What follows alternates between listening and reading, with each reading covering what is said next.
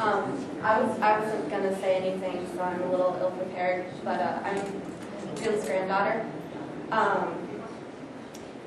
So I was lucky, and he would always point that out because I got to grow up with four of my grandparents, and he would always turn to my Gaga and be like, "Oh, do you remember talking to your grandparents at this age about things like that we would talk about and how ridiculous it was that I got that opportunity?"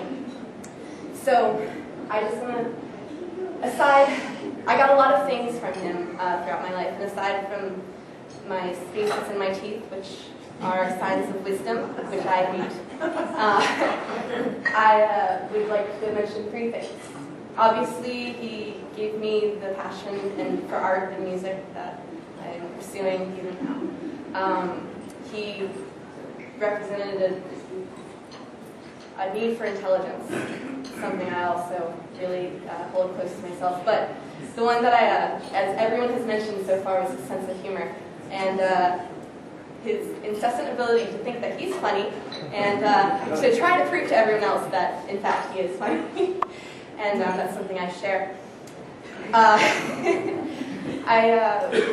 want to leave you guys with a little joke that he told me. In fact, one of my favorite jokes that I can remember him telling me.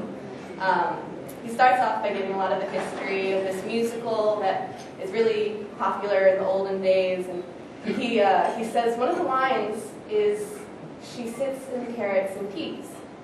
And of course, this sounds a little raunchy, right, for the time period, so they're like, "Oh, we have to change it." So they change it to, "She sits in the carrots and leaves." And no one laughed at the time either, but it was one of my favorite jokes.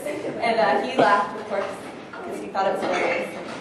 Well, that's just a sense of humor that he had, but just wanted to share that memory and miss him.